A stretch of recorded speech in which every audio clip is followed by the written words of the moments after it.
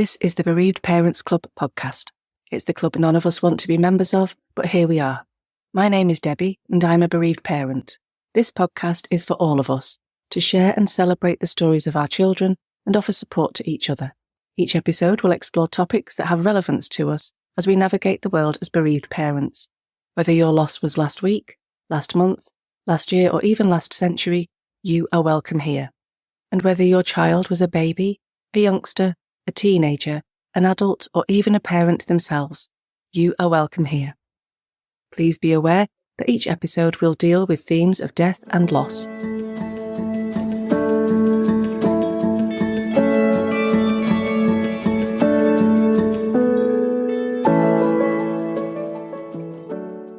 Giving back, Batten's disease and befriending. In today's episode, I'm joined by Lynsey Dent, Caleb and Ellie Mae's mum. We'll be talking about a rare disease and how it took both of Lynsey's little children. And we'll also look at building a life after loss, becoming a peer befriender, and there's also a surprise hit single. But before we go any further, Lynsey, would you mind just introducing yourself and telling us your own story, please? Yes, so my name is Lynsey. I'm from Leeds. I'm a massage therapist, but my story is my two children, Ellie Mae and Caleb. Ellie Mae was born in 2008 and Caleb was born in 2010. They were born perfectly healthily and everything went pretty much as expected and normally when they were babies. And it wasn't until Ellie Mae was around 3 years old that we started having problems with her. She started having seizures and her learning rate slowed down. So they diagnosed her with epilepsy and with global developmental delay. And we then went into a period of 18 months of her symptoms worsening and new symptoms starting and lots of tests, lots of hospital appointments. And just before her 5th birthday, she was diagnosed with Batten disease, which is a neurodegenerative condition, which is life-limiting, no cure, and it's always fatal. And very sadly, we knew by this point that Caleb, who was just 17 months younger, was very likely to have the same condition as Ellie Mae, whatever that was. We didn't know. So Ellie Mae was the one who was having all the tests. But Caleb had also followed a similar path and he had started with seizures just after his 3rd birthday as well. He was also developmentally delayed. And by this point, Ellie Mae had stopped being able to walk. Her speech had slowed right down. So she could still say a few words, but not very many. She was struggling to eat enough, so she was losing weight. So by the time we received the diagnosis, we knew that it wasn't anything good. We knew she was seriously poorly, but it was still a tremendous shock to find out just how poorly she was. And they said there was nothing that we could do for her. We just had to basically take her home and give her as good life as possible for as long as we had left with her. They tell you not to Google it, but the first thing is you go home and you Google it and horrible words come out at you, words like dementia, demented, blind, bedridden. So it was just such a horrific time. We'd spent so long looking for answers, obviously with the hope that it would be something that could be treated and cured. But sadly, it wasn't to be for either Ellie Mae or Caleb. And then we set about really giving them as good a life as we could. It completely changed our priorities, I guess, but just outlook on life. Because instead of raising children to grow up and be adults, we knew that that wasn't going to happen with Ellie Mae and Caleb. They were unlikely to see their teens, was what we were told. So really, it was just about making every day count, whether that was doing something special or whether it was just what they loved to do at home. That was what we tried to do for them. And Ellie Mae then deteriorated quite rapidly once she turned 6, and she passed away when she was nearly 6.5. Which was on very much the lower end of what we were told. We were given a life expectancy of 6 to 12, but she was just 6. And Caleb we had for a bit longer. He was 9. Just an absolutely devastating diagnosis. And even though we knew we were going to lose them, we couldn't imagine it.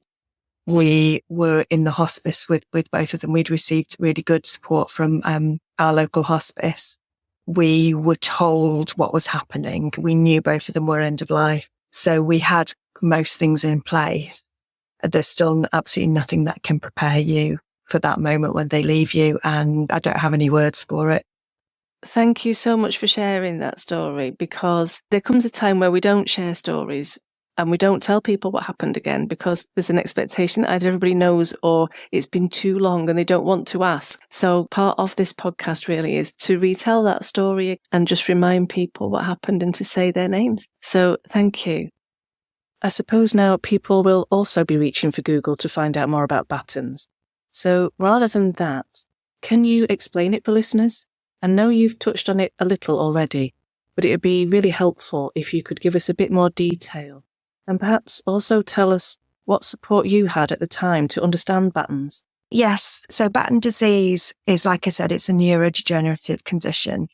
And the very basic way of understanding it is that all of us have waste that builds up in our brain cells, and that waste is regularly cleared away. But in Batten disease, that clearing away doesn't happen. And so the waste builds up in the cells and then they die. And when the brain cells start to die, that's when you see the various symptoms. It's an umbrella term really, is Batten disease, in that there are 13 different types and some are more common than others, but they're all rare in the population. It's a rare disease. In terms of how the disease develops, it develops slightly differently in the different types, but there is a progressive nature in all of the types. So Ellie Mae and Caleb had what is called late infantile Batten disease, and it starts with seizures. That's usually the most common first symptom. And it then leads to losing the ability to walk, losing the ability to talk. One of the last things to be lost is the eyesight. Eventually, the organs shut down. There are types where symptoms will start later on, like in teenage years. So there are adults who have Batten disease. Well, there's quite a broad spectrum. Our neurologist referred us straight away to the Batten Disease Family Association, which is the only charity for Batten disease in the UK, the BDFA for short. And they exist to provide support for all families who are going through it, from diagnosis, into bereavement. It was set up in 1998, I believe, by families. So it's always had families at the heart. It supports around 125 families at the minute. And the support is very practical because that's what you need. So it's advocacy for things like education, health, social care, all the things that we often have to fight to get. And one of the main things that I've benefited from the BDFA is simply by connecting you with other families who are going through the same thing or a similar thing. And that's really important when it's something that is so rare. Normally when you say Batten disease to somebody, they've never heard of it. And the number of times that would be in an ambulance and the paramedics would be Googling it, just to be able to sit down with somebody or call somebody and for them to know and understand is really important. And bizarrely, but through the pandemic, things moved online and through Zoom. And that's actually, I think for our community, actually brought greater connection. We've got these ways of communicating in a way that we didn't before, as we're spread all over the UK, right to the top of Scotland, right down in Devon. And the BGFA does a number of different support groups, the mums, the dads, the siblings. We also have some information sessions which are led by parents. So, for example, there's one on tube feeding, because that's something which a lot of children and young adults with Batten disease have. I know that you're doing some work with them now as a peer befriender. In terms of the peer befriending, this is a fairly recent scheme that's been going, I think, just for 1 or 2 years now. And the idea of that is that it's peer support. So you have somebody to walk with you a little bit who has been where you have been. And I've been doing that for about 12 or 18 months. And it's a real privilege to walk with somebody. And it's something that I wish I would have had when my children were first diagnosed, because it can feel very, very lonely. And a lot of families will say, a lot of parents will say that they are very isolated just through the nature of their child's condition. Just through not being able to access the normal social sports clubs and things that families can access. You can end up spending a lot of time at home on your own. So anything that kind of breaks that isolation and where you can have a conversation with somebody who really truly understands it is invaluable, really. So that's the idea of the peer befriending project. And it's been set up to be done in a structured way. So the peer befrienders have all been through training. And as peer befrienders, we have supervision on a monthly basis as well for our own well-being as we seek to support other people and to make sure that everything's done properly. Yeah, I am sure that your support is really, really valued because, as you say, it's the sort of thing you wish you'd had. I feel like we've skipped through a lot there, and I'm aware that we've somehow managed to, and it's my fault, overlook who Ellie Mae and Caleb really were in all of this. So I think it'd be lovely if you'd just take this opportunity to share with us a little bit about what they were both like. They were quite different, the two of them. They were very close and they loved each other very much, but they were quite different personalities. Ellie Mae, I would always describe as my little ray of joy. She was a light. She loved life. All of her emotions were right to the surface. They'd come out, she'd laugh, she'd cry, she'd run around. She was just so full of life. Caleb was slightly more complex, a little bit harder to know exactly what was going on with him. But the things that he loved, he would become almost obsessive about. And therefore, so many things reminds me of Caleb, whether it's Thomas the Tank Engine. He loved Disney films, animals, trains. Trains were massive. And so the times when really my Caleb memories come up is going or doing something that he would have absolutely loved. They were both very passionate. I was with a friend and her daughter the other day, and the Katy Perry Fireworks song came on, which was in Madagascar 3. And it reminded all three of us instantly of Caleb because of how much he loved that song and he loved that film. Oh, that's lovely. Thank you, Lynsey. A couple of things that I kind of want to touch on, really. One is I know that there was a beautiful single that was released in December by Poppy Brown-Nutt called When You Were With Me, and that was composed in memory of Caleb and Ellie Mae. Can you tell me a bit more about that, please? Yes. So Poppy is Ellie Mae and Caleb's cousin. She is 2.5 years older than Ellie Mae and 4 years older than Caleb. And they were very close when they were all growing up together and saw each other every week. And Poppy had such a special bond with both of them. They just absolutely adored and looked up to her as, their big cousin. And Poppy is a very talented singer, and she wrote this song for herself because it's her memories of times that they had spent together. So really precious personal memories. And she told her mum that she'd written this song for Ellie Mae and Caleb, and her mum, Liz, actually works for the BDFA and has a contact, David McGovern, who works for Beyond Records, and he's done charity singles for the BDFA before. He listened to it and said, this is great, we should record this and we should release it. And it got to, I think, number 6 in the physical charts when it was first released. Where can listeners buy a copy and where can they listen? So it can be on any normal digital platform. So whether it's Spotify, iTunes, you can find it on there. And if you search for Poppy When You Were With Me, then it will come up. And also, if you go to the BDFA website, they have a shop and you can buy the physical CD. Well, I'm sure the title, When You Were With Me, will resonate with many listeners. So we'll make sure we signpost people to the right place, both on the episode listing and on our webpage. The other thing I'm thinking about is that you've done a thing that a lot of bereaved parents do, which is to channel energy into helping other people. It's that recognition that others will probably benefit from our unfortunate expertise. But what do you do for yourself now to keep going, to hold your memories and find happiness and joy in the day? Oh, that's a difficult question. I think grief is a real roller coaster of a journey, and kind of how I cope with that and look after myself in it has changed over the years. So in terms of the time that it's been, Ellie Mae passed away in 2015 and Caleb in 2019.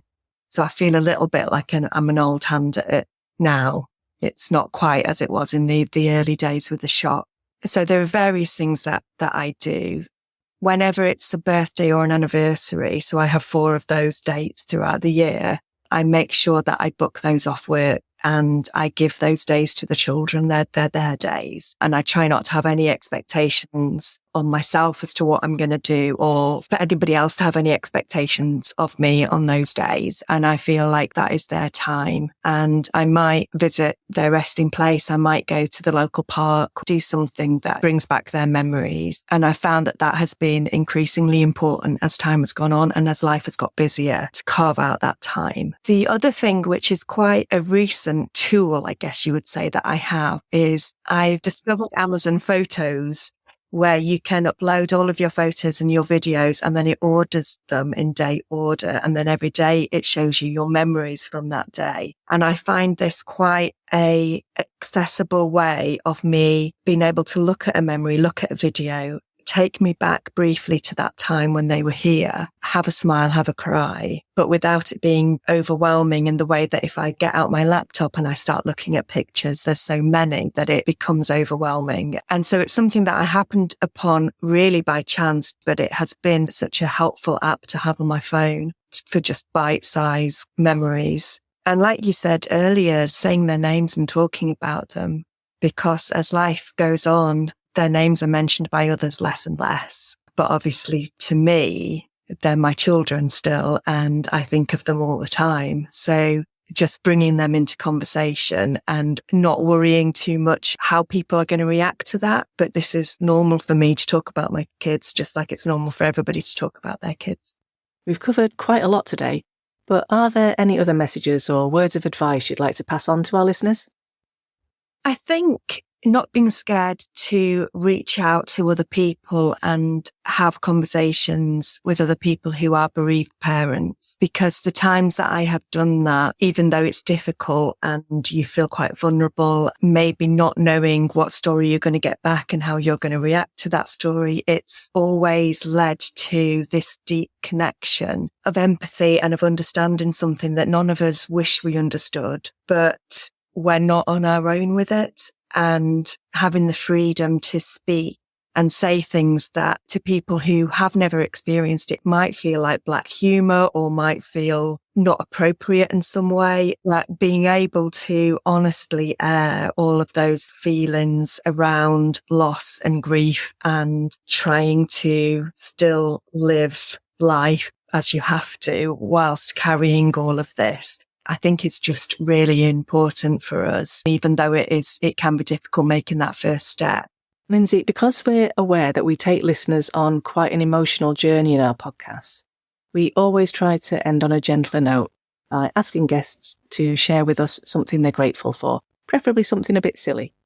So Lynsey, what are you grateful for? I'm grateful for tea because I can't imagine life without it, really. Whenever anything stressful or emotional or difficult or tiring or just anything not positive has happened, a cup of tea just always seems to make it better. I'll get through this and then I'll have my cup of tea. It's my little reward.